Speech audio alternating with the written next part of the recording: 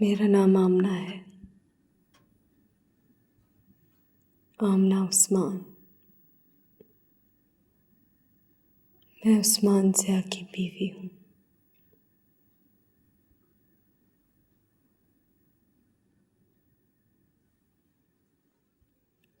आज से 28 साल पहले मैं आमना निसार थी,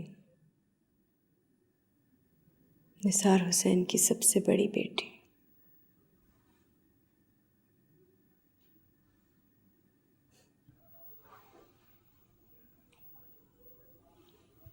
लेकिन अब ऐसा लगता है जैसे मेरा कोई नाम नहीं है।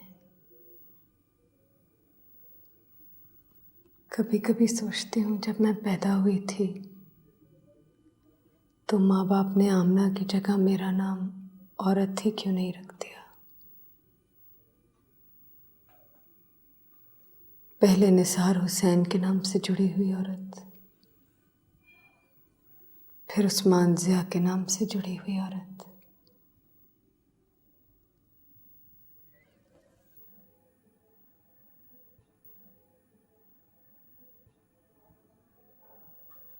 क्या फ़र्क पड़ता है भला किसी औरत की ज़िंदगी में नाम से। आमना, आतिफ़ा, आरफा, आसिया,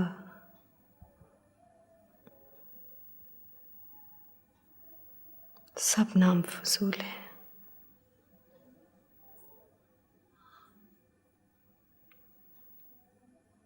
ज़िंदगी में सबका बिलाखिर एक ही नाम ठहरता है,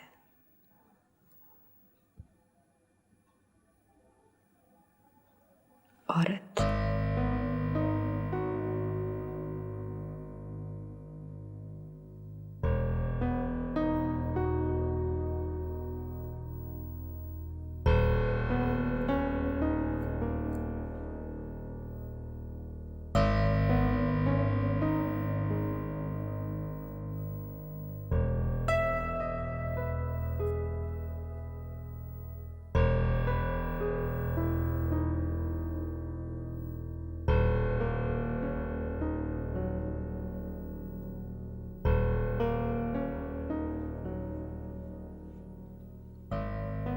आज मेरी बेटी की शादी थी।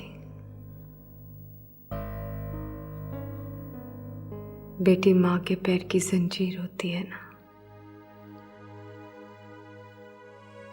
वो भी मेरे पैर की जंजीर थी, जिसने मुझे इस दहलीज के साथ बांध रखा था।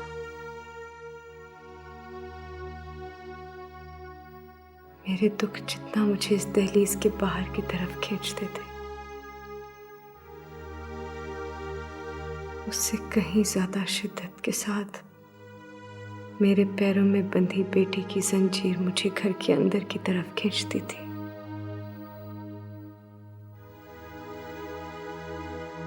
और मैं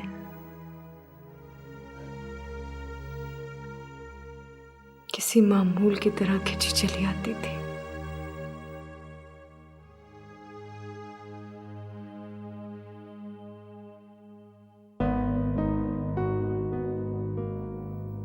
आज वो किसी और की बनकर इस घर से रुखसत हो गई है।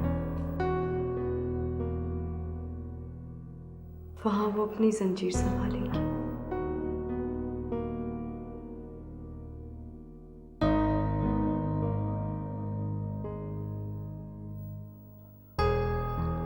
यहाँ मुझे ऐसा लग रहा है जैसे मैं वो परिंदा हूँ जिसके पिंजरे का दरवाजा बहुत बरसों की कैद के बाद खुल गया हो।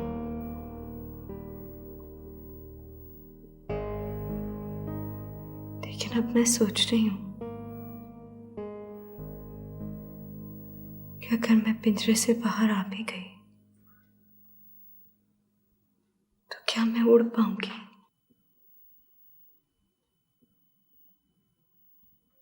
और अगर उड़ भी गई तो जाऊंगी कहाँ? कितनी दूर तक उड़ पाऊंगी?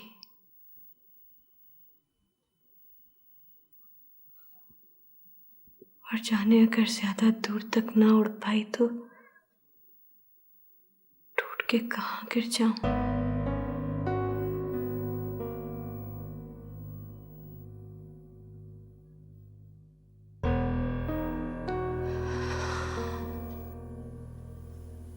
बेटी खुद ही एक पिंजरा होती है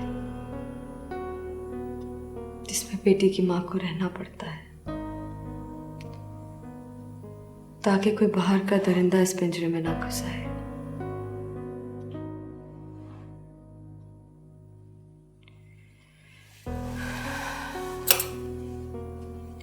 लेकिन अब मैं उड़ जाना चाहती हूँ। बहुत थक गई हूँ। ऐसा लगता है जैसे मेरे सारे पर झड़ गए हों। फिर भी मैं उड़ जाना चाहती हूँ, फिर चाहे कहीं भी टूट के गिरूं।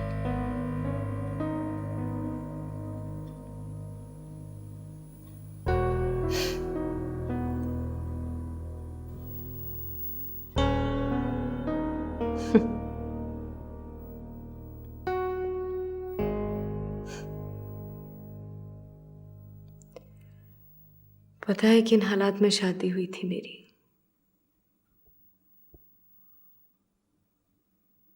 मेरी एक छोटी सी चोरी पकड़ी गई थी। मोहब्बत हो गई थी ना मुझे।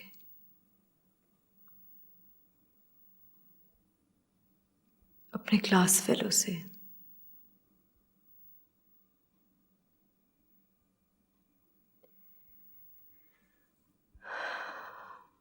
उस पर भी जैसे मेरे नाम की दीवानगी सवार थी।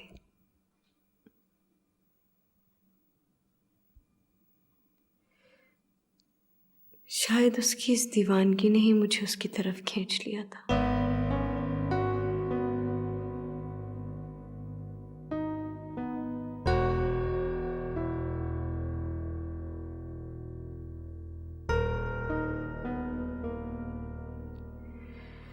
लेकिन एक दिन मोहब्बत का भेद खुल गया और उस दिन जैसे कयामत ही आ गई। ये कारनामे दिखाने के लिए भेजा था तुम्हें यूनिवर्सिटी? ये खतूत, ये पढ़ती हो तुम वहां पे? कौन है ये लड़का? आमना, आमना बताओ मुझे, कौन है ये लड़का तो तुम्हें ऐसे खतूत लिखता है? शर्म आती है मुझे इसके एक एक लफ्ज पे। तुम्हें जरा भी शर्म नहीं आती? तुमने भी लिखे हैं उसे ऐसे ही बेहया खतूत? जरूर लिखे होंगे, जरूर लिखे होंगे, वरना वो क्यों लिखता तुमको? कौन है ये लड़का? बताओ मुझे इसका पता। मैं खुद जाकर इससे निपट लूंगा।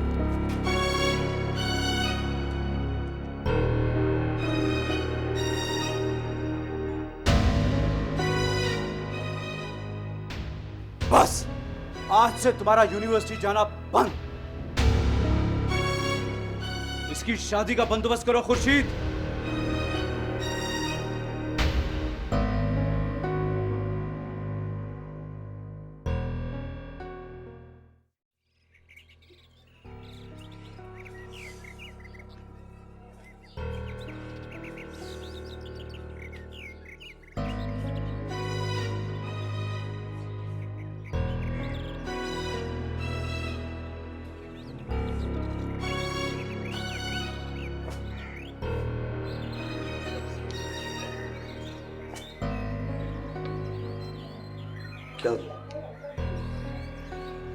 क्या तुम मुझे बुला सकते?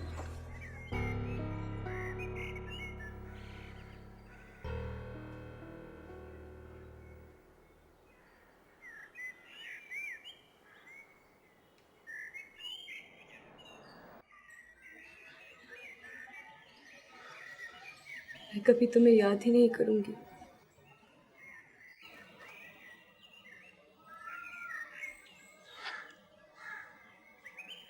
अगर जिंदगी में कभी मैं तुम्हारे सामने आ भी गया तो तुम मुझसे मेरे बगैर गुजर जाओगी, है ना? मैं तुम्हारे करीब से गुजरूंगी ही नहीं।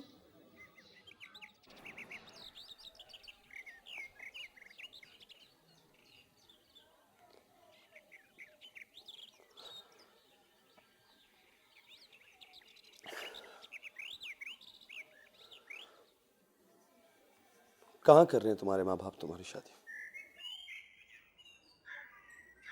पता नहीं, कोई ना कोई तो होगा। मैंने पूछा नहीं। मुझे बस इतना पता है कि तुमसे नहीं हो रही मेरी शादी।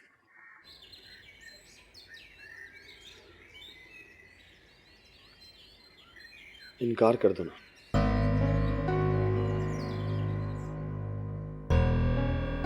नहीं,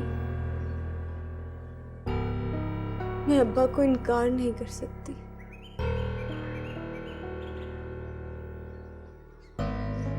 मेरा दिल चाहता है कि किसी भी तरह, किसी भी कीमत पर मैं उनको ये साबित कर सकूं कि मैं वो नहीं हूं जो वो मुझे समझ रहे हैं। और तुम इसके लिए अपनी मोहब्बत कुर्बान कर दोगी?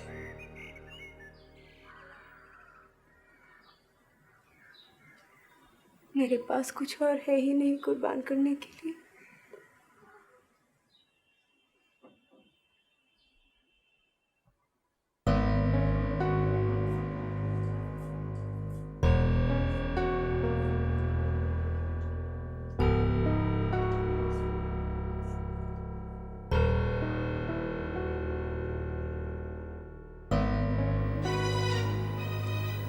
बस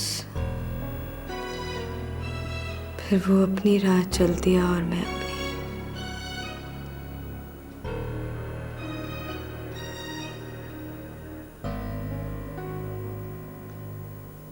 लड़की की कौन सी राह होती है? घूम फिर कर वही जो उस आदमी के बिस्तर तक जाती है जिसे सोसाइटी अपनी मर्जी से उसके हवाले कर दे।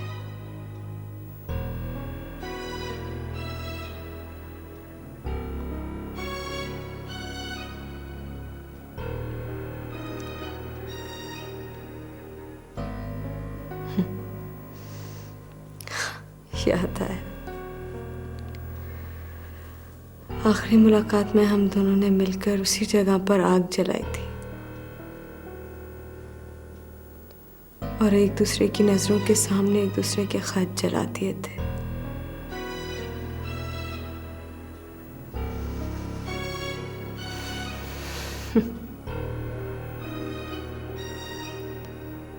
थी तो वही टिपिकल मशरकी लड़की ना अपनी मोहब्बत का कोई निशान उसके पास छोड़ना चाहती थी, ना अपने पास रखना चाहती थी।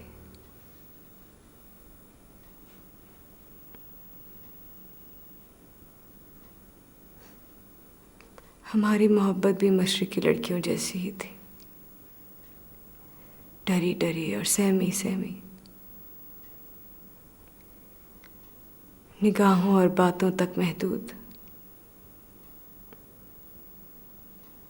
ना कभी उसने मुझे छूने की कोशिश की और ना कभी मैंने। बस घंटों एक दूसरे को देखते रहते थे।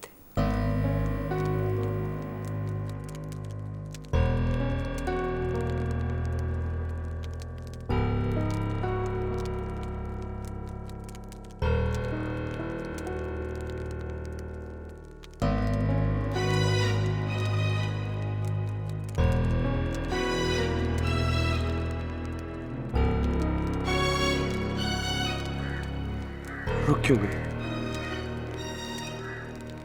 चलने दो इसे, इन दूसरे खतों की तरह।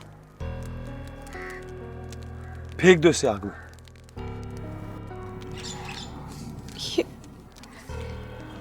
ये एक आखिरी खत नहीं। क्यों? जब मुझसे वादा लिया है कि मोहब्बत की हर निशानी को मिटाना है, तो फिर तुम क्यों ऐसा कर रही हो? डाल दो इस आखिरी खत को भी आग में डाल दो। नहीं, ये आखिरी खत नहीं। आमना, वो आखिरी खत कहीं किताबों में पड़ा रह गया, सूखे हुए पत्तों और गुलाबों के साथ।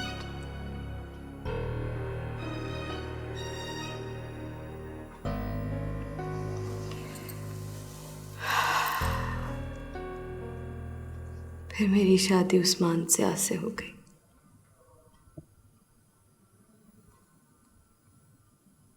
एक पल में मैं आमना निसार से आमना उस्मान बन गई। ना कोई कयामत आई, ना जमीन हिली, ना आसमान टूटा। मेरे दो हाथ थे,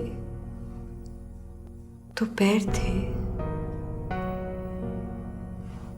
मेरा जिस्म भी मेरा अपना था, उसमें रखा दिल और दिमाग भी मेरा था। लेकिन मुझे सजाया संवारा भी दूसरों ने। मैं तो बस सर झुकाए बैठी रही। जब मेरा निकाह हुआ था तब पीछे बैठी चची ने मेरा सर हिला दिया था और मौलवी साहब मुबारक हो कहकर चले गए।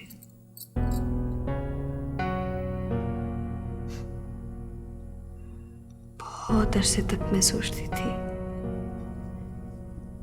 मैंने तो निकाह पर हाँ भी नहीं कही थी, फिर भी ये सारे लोग दोनों बाजुओं से मुझे पकड़कर एक अजनबी के बिस्तर पर छोड़ गए, जिसको ना मैंने पहले कभी देखा था, ना जिसका नाम सुना था, और मैं भी जिसके लिए अजनबी थी।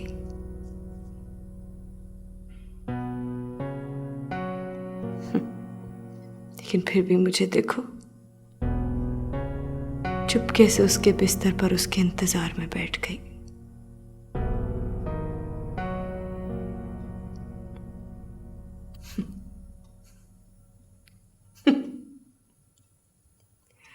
कमाल है,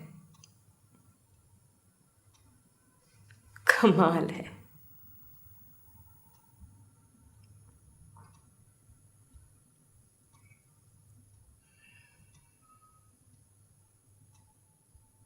अजीब रात थी वो।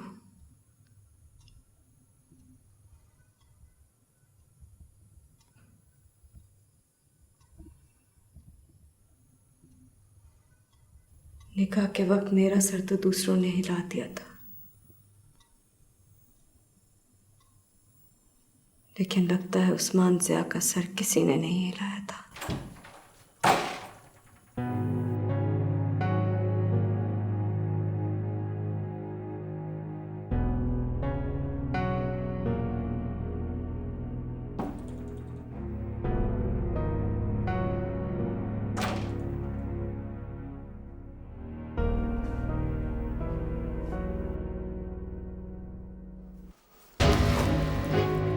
तुम कबूल नहीं हो,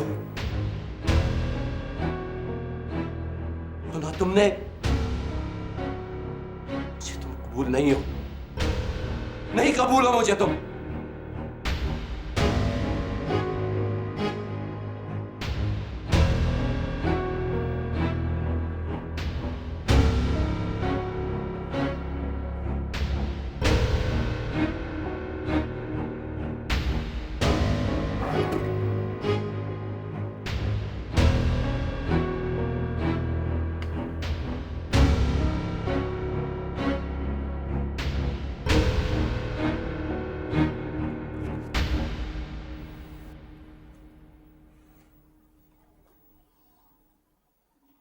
मुझे तुम कबूल हो,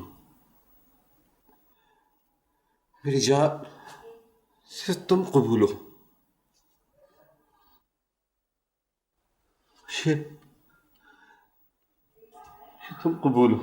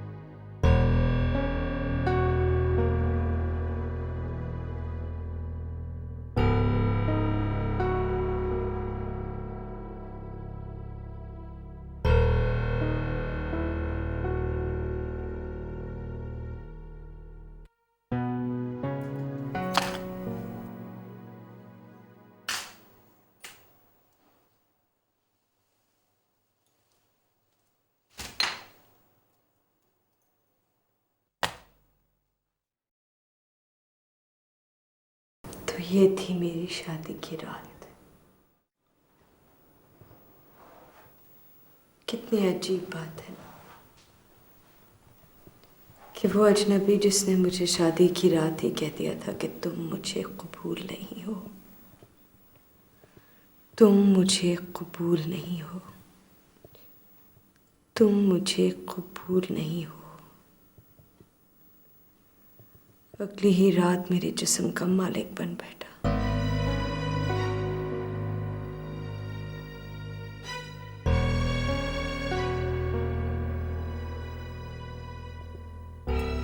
उस दिन मुझ पर यह इंकिशाफ हुआ कि औरत सिर्फ बहैसियत जिस्म के काबिल कबूल है।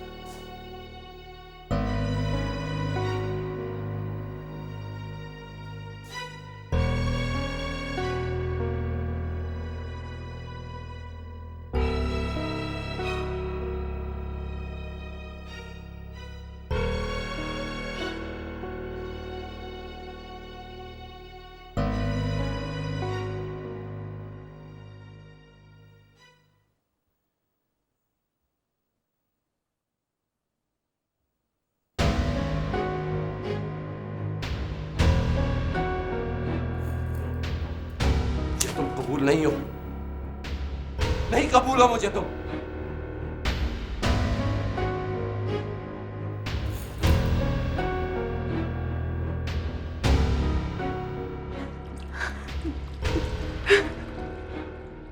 मैं जो उस्मान ज़िया को कबूल भी नहीं थी, मेरी जिंदगी गोलू के बैल की तरह उस्मान के गिर्द घूमने लगी। अच्छी बीवी का सर्टिफिकेट जो हासिल करना था मुझे, और इस लगन में ये भी याद ना रहा कि मैं कौन हूँ, कहाँ से आई हूँ, और पीछे क्या कुछ छोड़ा था मैंने। लगता था कि पलट के देखूंगी तो पत्थर की हो जाऊंगी। फिर मैं सोचती थी, अगर मैं पत्थर की हो गई तो मेरे घर को कौन संभालेगा, और कौन मेरे बच्चों को संभालेगा।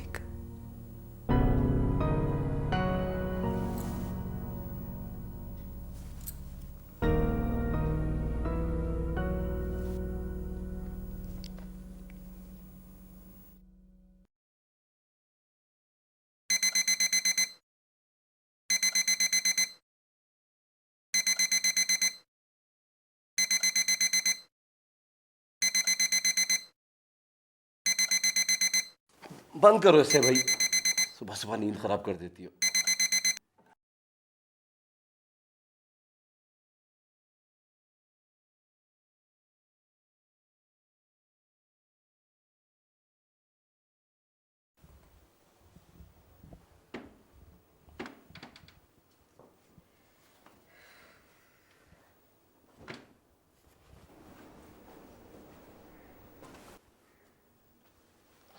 क्या मुसीबत है?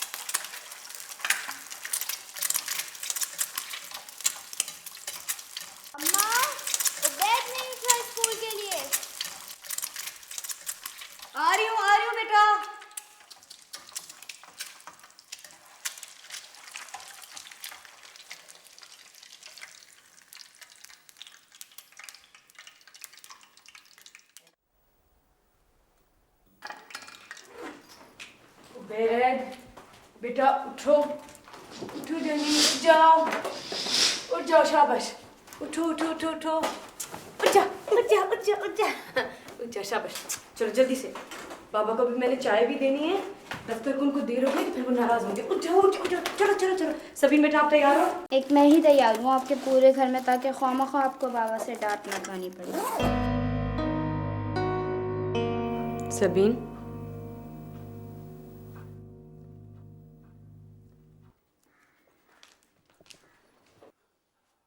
आमना, आमना। जी आई, एक सेकेंड। आमना, कमाल है, तुमने मुझे उठाया नहीं। रोज तुम्हारी वजह से ऑफिस के लिए लेट हो जाता हूँ मैं। आपकी शर्ट बिल्कुल तैयार है और आपकी चाय भी तैयार है, आप जल्दी से शावर ले लीजिए। क्या जल्दी से शावर ले लूं? मुझे पता है कि आज फिर मैं लेट हो जाऊंगा।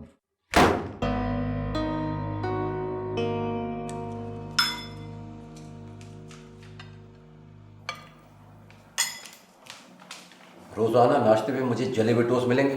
मैं इसलिए इतना कमाता हूँ कि मैं जले हुए टोस्ट खाऊं। आपने कल ऐसे ही मांगे थे ना, इसलिए मैं आपको दूसरे बना देती हूँ। अगर कल मैंने ऐसा मांग लिया था तो इसका मतलब ये नहीं है कि रोज रोज मैं यही खाता रहूं। आप रहने दो, वैसे ही मुझे बहुत देर हो गई है। अच्छा आप चाय तो पीते जाइए, अभी तो बहुत टाइम है। मूड नहीं है, ऑफिस में सड़ी हुई चाय पी लूंगा मैं। कम ऑन किड्स, चलो देर हो गई, जल्दी करो। चलिए चलिए चलिए, आइए, come on let's go. There you go. Usman, lunch पे क्या खाएंगे आप? मेरे लिए जहर बना देना। अम्मा मैं लंच पे बिरयानी खाऊंगा। ठीक, बिल्कुल बिरयानी बनाएंगे अपने बेटे के लिए। और बताइए क्या खाएंगे? और लंच जरूर खाइएगा ठीक से, ठीक है? खुदा हाफिज़ सबीन, खुदा हाफिज़ उस्मान।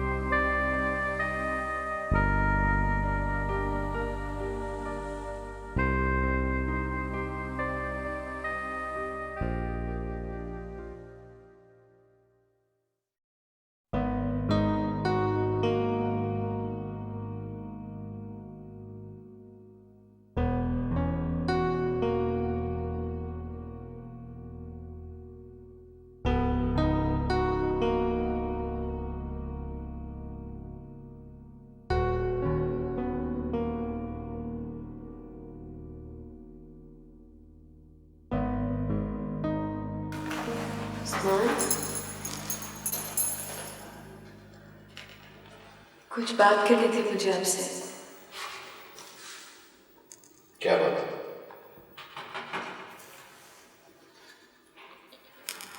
कुछ पैसे चाहिए थे। क्या करोगी पैसों का?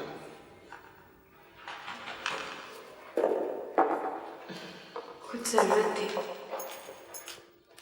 ऐसी क्या जरूरत है जो मुझे नहीं बताई जा सकती?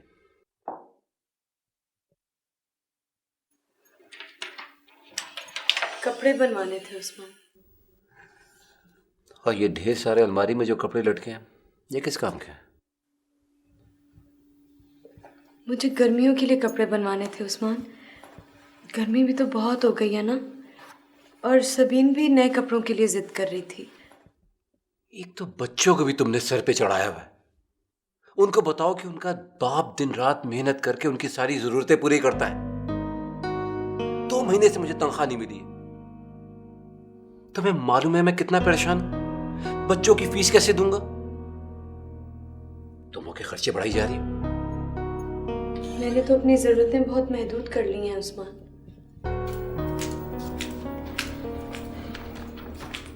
लेकिन आप में और मुझ में एक फर्क तो है ना। आपकी दिन रात की मेहनत की आपको तनख्वाह तो मिलती है, मेरी मेहनत की तो मुझे तनख्वाह भी नहीं मिलती।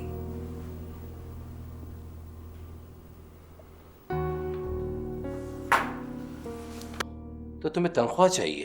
तनख्वाह चाहिए मेरी बीवी होने की? ये सब तुम्हें किसने दिया? ये घर, ये ऐशो आराम की जिंदगी तुम्हें किसने दी है? क्या कुछ नहीं है इस घर में? मेरी बीवी होने की वजह से जो सोसाइटी में तुम्हें इज्जत मिलती है वो किसने दी है तुम्हें? उस्मान, इस घर में जो सब चीजें हैं वो क्या सिर्फ मेरे लिए हैं? क्या कीमती फर्नीचर, ये ऐशो आराम, ये कंफर्ट, इससे मैं सिर्फ अपना तन ढकती हूँ? जिस तरह मैं इस बिस्तर पे महज इस तकिए की तरह हूं ना, वैसे ही आपकी कीमती चीजों के लिए सिर्फ एक झाड़न हूं मैं। खुद गर्द आलूद होती रहती हूँ लेकिन इन्हें बचाती रहती हूँ। वरना और क्या हूं मैं उसमें? आपकी नजर में तो मैं सोसाइटी में काबिल इज्जत भी सिर्फ इसलिए हूं क्योंकि मैं आपकी बीवी हूं।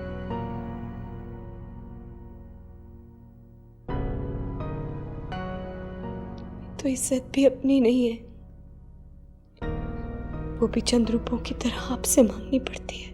बस, इससे ज्यादा इंसल्ट करने की जरूरत नहीं है मेरी। मैं इंसल्ट नहीं कर रही हूँ उस्मान, मैं तो सिर्फ शिकवा कर रही हूँ। तुम शिकवा नहीं कर रही हो, तुम ये जिद ला रही हो कि मैंने आज तक तुम्हारे लिए कुछ नहीं किया। बस यही पैसे हैं मेरे पास, इससे ज्यादा की ऐशी मैं अफोर्ड नहीं कर सकता।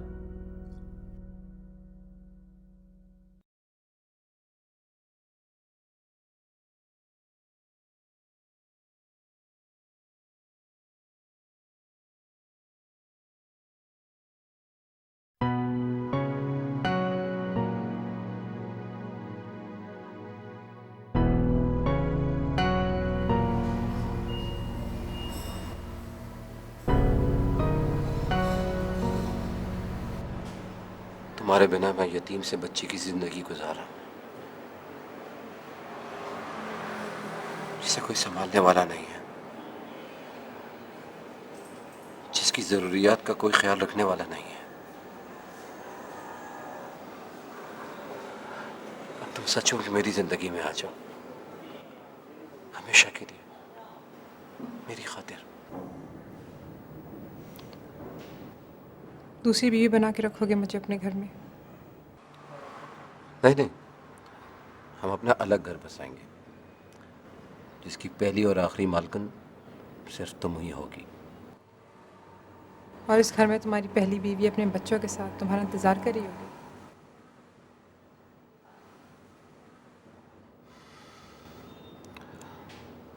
तुम्हारी खातिर हमेशा के लिए मैं उसे अपनी जिंदगी से निकाल सकता हूँ। जब उसे छोड़ ही सकते हो तो फिर शादी क्यों की थी उससे? इनकार क्यों नहीं कर दिया? अब मुझे सौतेली माँ बनाना चाहते हो, और ये मुझे मंजूर नहीं। मैं मजबूर था, वाकई बहुत मजबूर था मैं। और मैं मजबूर मर्द के साथ अपनी ज़िंदगी नहीं गुजार सकती।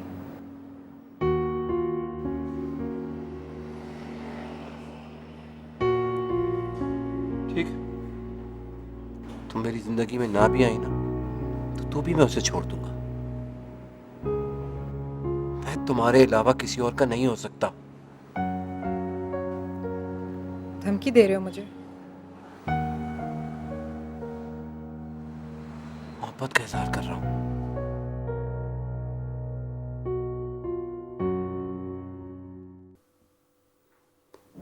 सो गई क्या तुम?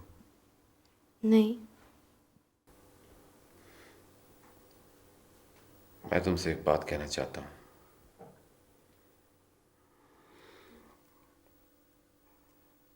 मैं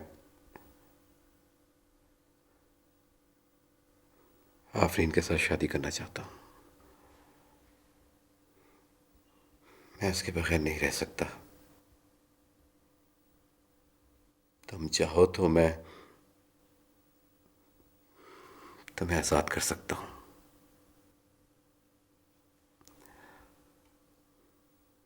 मैंने बहुत चाहा कि बुरी भली सही, लेकिन तुम्हारे साथ जिंदगी गुजार लूं। अपने लिए ना सही, बच्चों के लिए सही।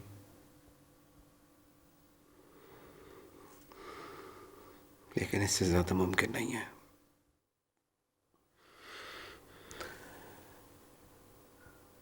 तुम सुन रही हो ना मेरी बात? ठीक है, तुम चाहो तो कल तक सोच लेना।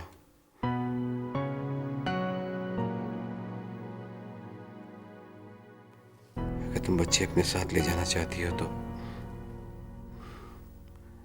ले जा सकती हो।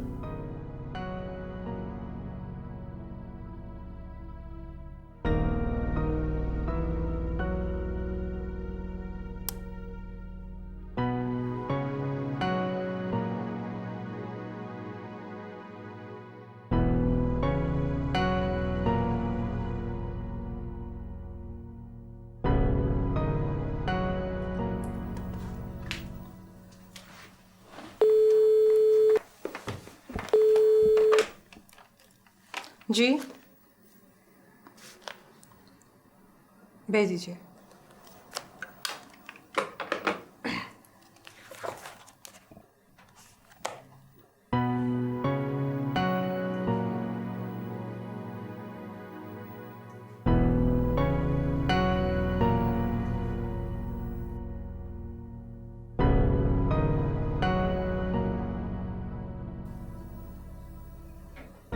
मैं आमना हूँ।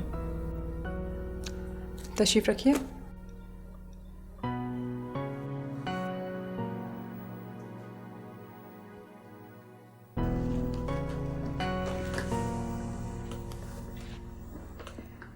जी फरमाइए, क्या काम है?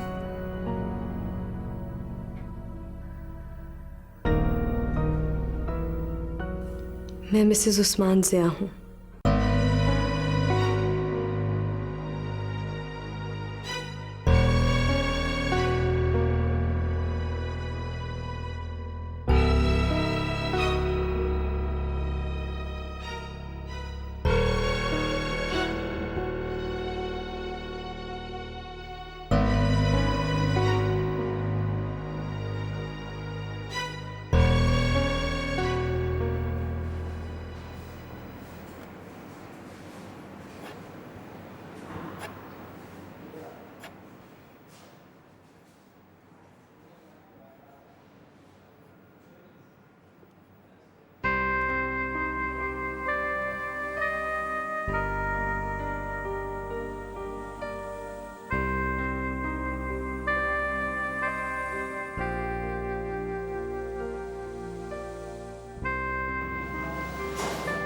आप फिक्र मत कीजिए,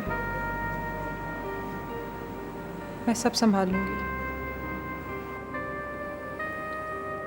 मैं उस्मान को पता नहीं चलने दूंगी कि आप मुझसे मिली थी। बस हो सके तो मुझे माफ़ कर दीजिए।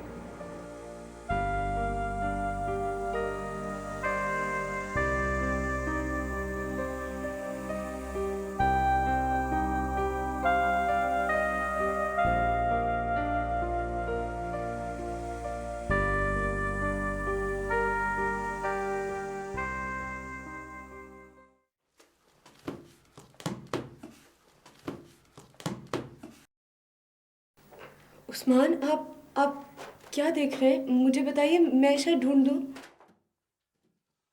क्या बताऊं तुम्हें? क्या बताऊं तुम्हें?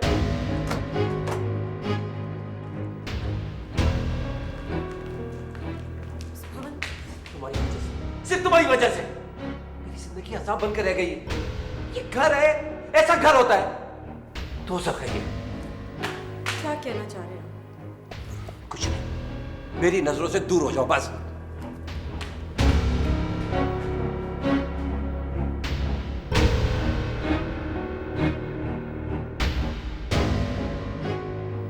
कुछ ऐसे ही थे मेरी जिंदगी के दिन, और आफरीन के जाने के बाद भी ऐसे ही रहे।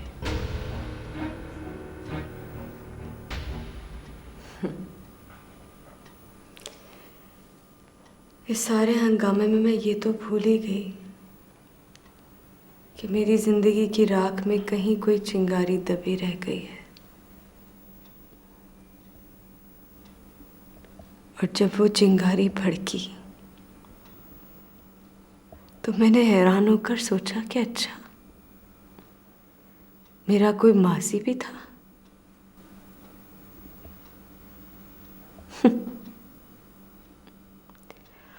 औरत का कोई माजी नहीं होना चाहिए।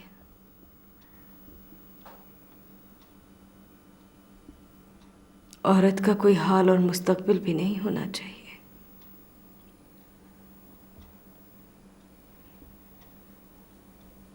मैं भी अपने हाल और मुस्तकबिल से कटी हुई एक दायरे में मुसलसल चले जा रही थी। पता नहीं उसमें मेरा माजी कहाँ से घुस आया।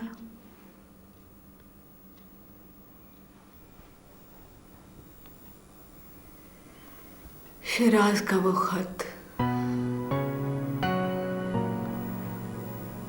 जो मैं अपनी आखिरी मुलाकात में नहीं जला पाई थी,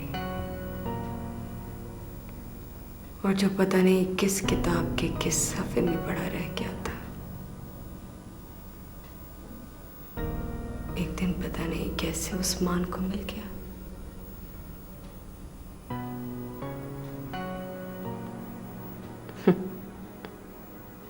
मैं तो उस खत को भूल ही चुकी थी, वरना आखिरी मुलाकात में न सही, जिंदगी के किसी लम्हे में किचन में बच्चों और उस्मान के लिए खाना पकाते हुए अगर मुझे याद आ जाता तो मैं खुद ही उसे चूल्हे में जला डालती।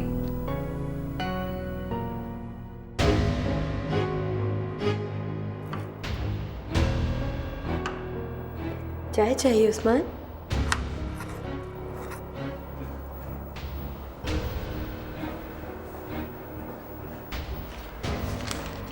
क्या है ये? क्या है? ये क्या है? क्या है उस्मान? खत है? किसका खत है? खुद पढ़कर देख लो तुम, किसका खत है ये? मैं कहाँ पढ़ सकती हूँ चश्मे के बगैर उस्मान?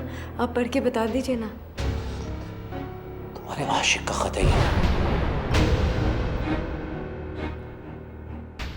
ये तुम्हारी असलियत, और तुम मेरे सामने वफादार बीवी की तरह घूमती रही।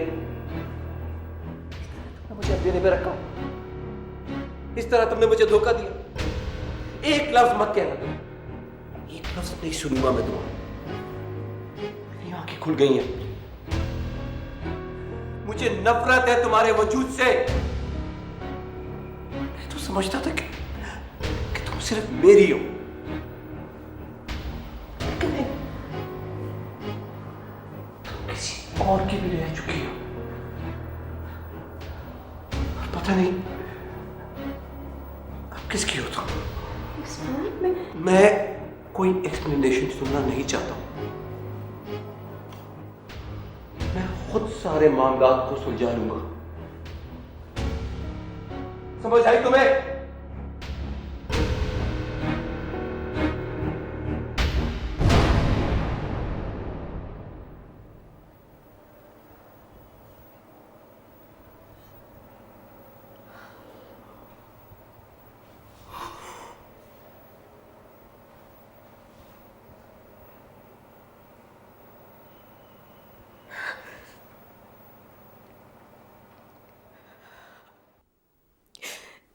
ये सब बीती बातें हैं उस्मान।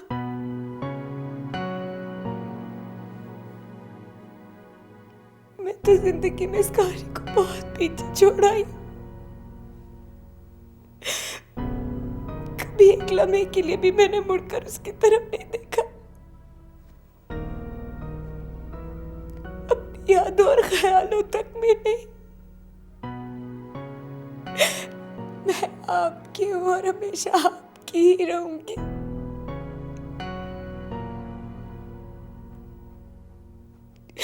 प्लीज मेरी बात का यकीन कीजिए। मैंने तो कभी उसको देखा तक नहीं दोबारा। मैंने कभी उसकी कोई खबर तक नहीं रखी।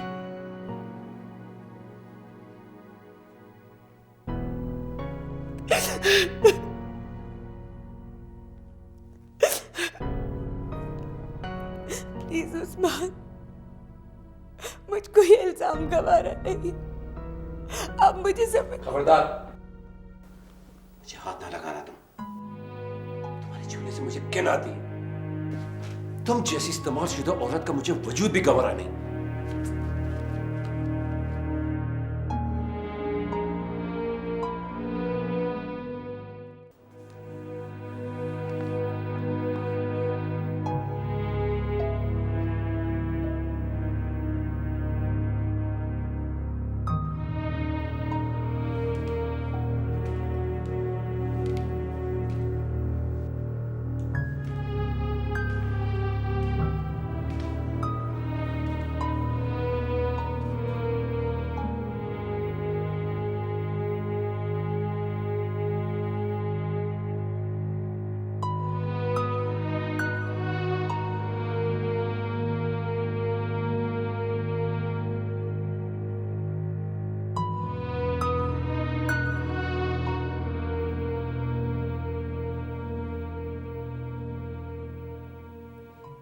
अब कहाँ जा रही हैं अम्मा?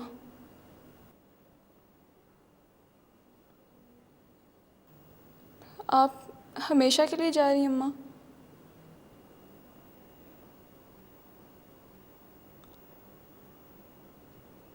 हाँ। और मैं अम्मा, मुझे किसके पास छोड़ के जा रही हैं? तुम्हें तुम्हारे घर में, तुम्हारे पापा के पास। घर? ये घर आपके बगैर घर रहेगा? क्या मैं आपके बगैर रह सकूंगी? और पापा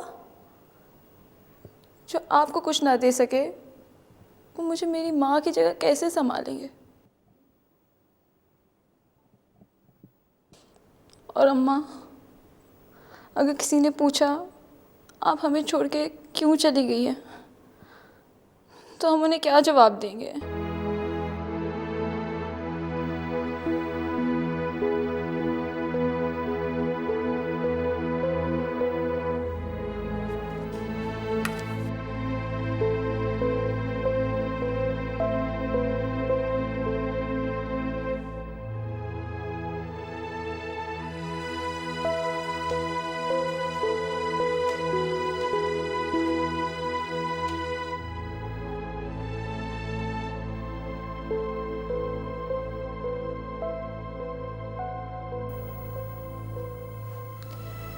एज यूजुअल मैं फिर से आधी सीढ़ियों से वापस लौट आई।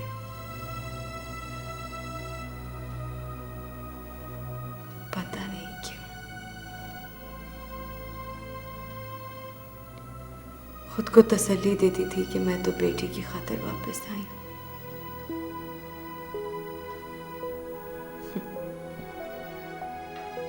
अंदर की औरत मेरा मजाक उड़ाती थी कि तुझ में हिम्मत ही नहीं थी कि पिंजरे के खुले दरवाजे के बाहर कदम निकालती।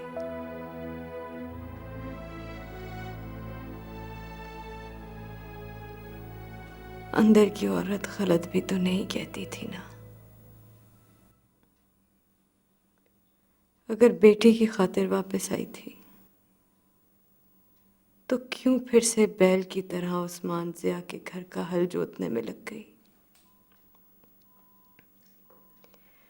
किचन से लेकर ड्राइंग रूम में बैठे उस्मान ज़िया के मेहमानों तक, वहां से उसके बेडरूम तक, उसके बिस्तर की शिकनों में, तकिए तले,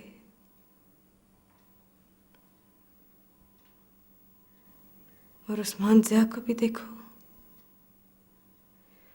मुझे इस्तेमाल करते हुए उसे कभी एक दफा भी ये ख्याल नहीं आया कि मैं वही औरत हूं जिसे वो दूसरे की इस्तेमाल शुदा चीज कहकर धुतकारता रहता है।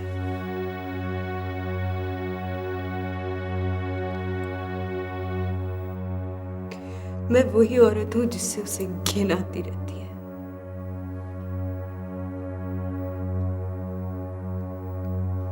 और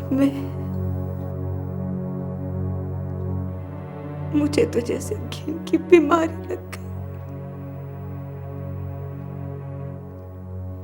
अपने आप से घिन, अपनी जिंदगी से घिन, उस्मान ज़िया से घिन,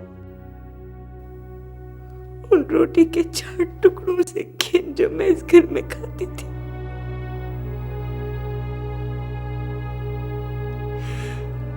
खुद को तसल्ली देती थी कि मैं यहाँ पर सिर्फ उस वक्त तक हूँ जब तक मेरी बेटी यहाँ है।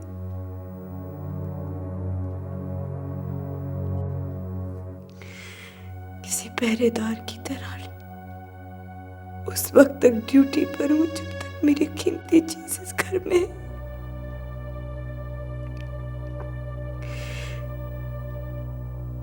जिस दिन वो इस घर से रुखसत हो जाएगी,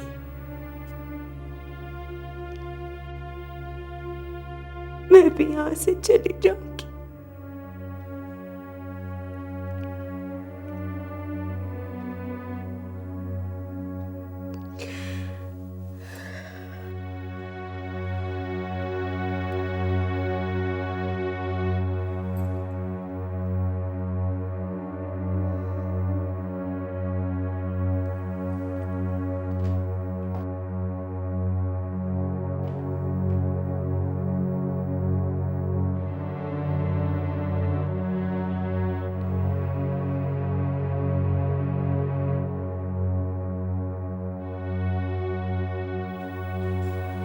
जा रही हूं,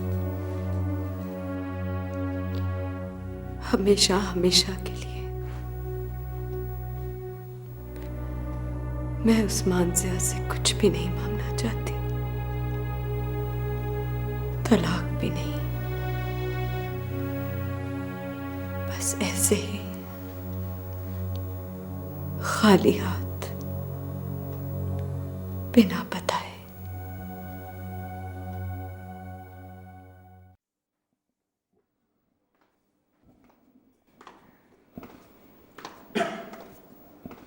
आमना,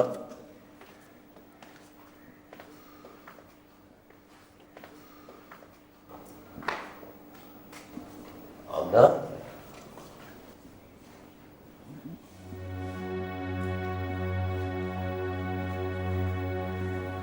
आमना,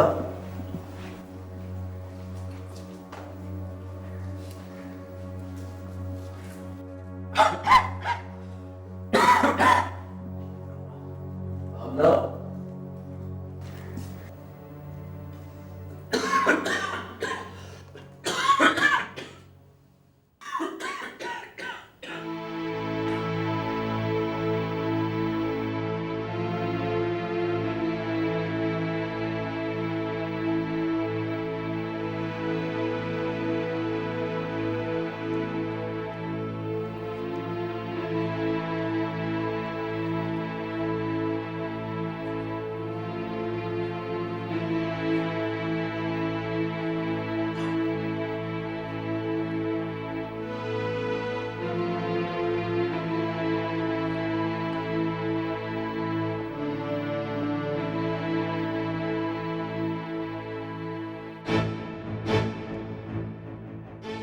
अपनी ड्यूटी का अरसा मुकम्मल होने के बाद मैं जा रही हूँ इस घर से और तुम्हारी जिंदगी से, हमेशा हमेशा के लिए। आमना।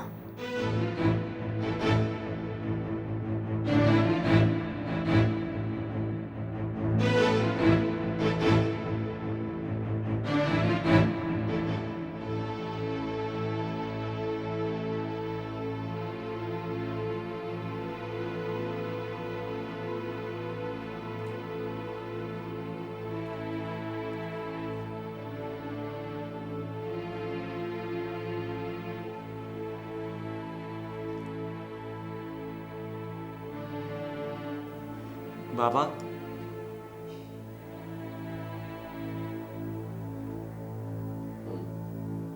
कुछ पता चला आपको?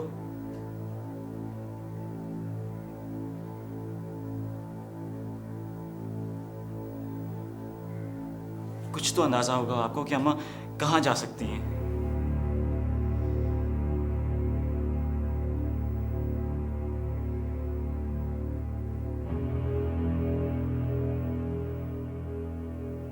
ऐसे क्या देख रहे हैं आप बाबा?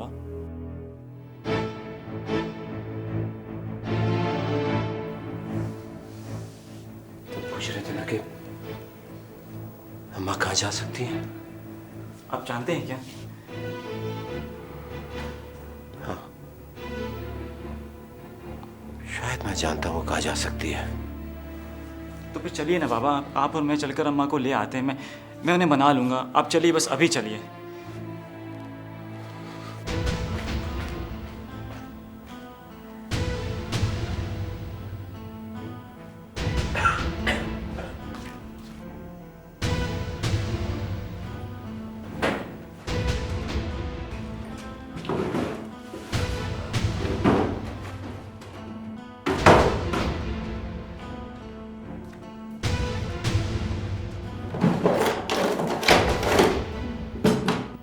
आप क्या ढूंढ रहे हैं बाबा? उस शख्स का पता ढूंढ रहा हूं जिसके पास तुम्हारी माँ जा सकती है। कौन शख्स बाबा? किसकी बात कर रहे हैं आप? वो जिसे मुझसे पहले से जानती है और अब भी अक्सर छुप छुप कर वो उससे मिलने के लिए जाती रही है।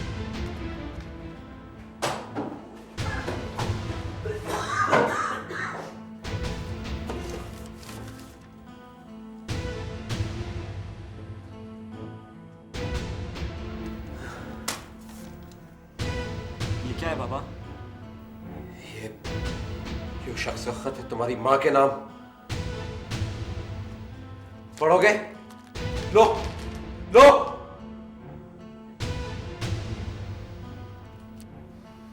अगर वो वहां मुझे मिल गई ना, जिंदा नहीं छोड़ूंगा। ना उसे, ना उस कमीने शख्स को। बेगैरत औरत।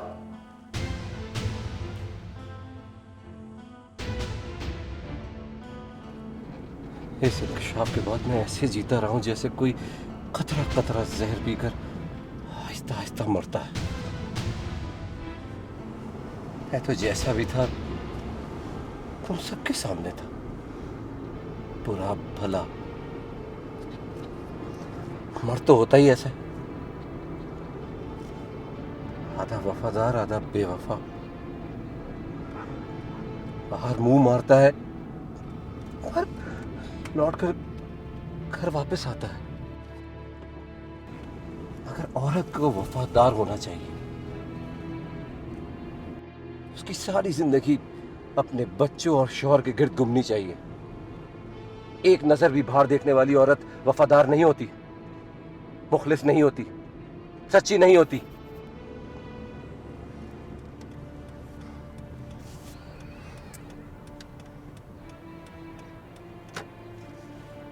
यही नाम था सड़क का, यही स्ट्रीट थी।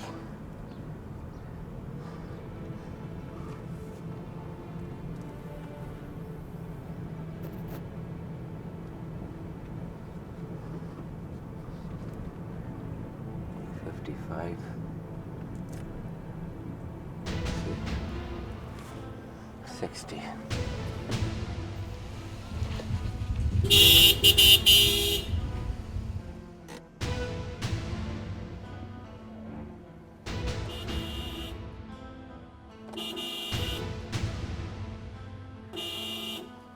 अरे भाई आ रहा हूँ।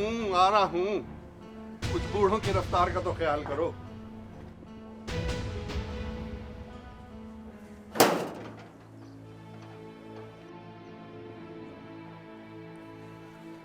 जी फरमाइए। ये शिराज का घर है? जी हाँ है तो, लेकिन आपको किससे मिलना है? मुझे शिराजी से मिलना है। उससे कहिए कि आमना का शौहर उस्मान जिया है। अगर वो जिंदा रहना चाहता है तो बाहर आके मुझसे मिले। काश ऐसा हो सकता। वो तो 22 साल पहले इस दुनिया से जा चुका है।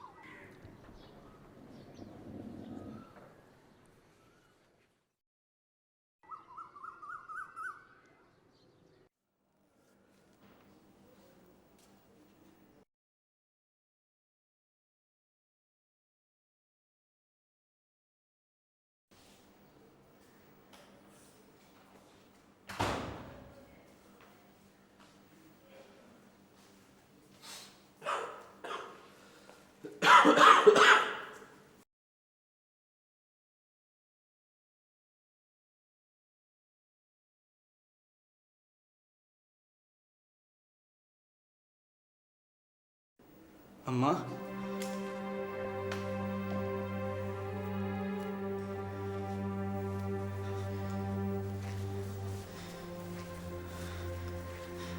अम्मा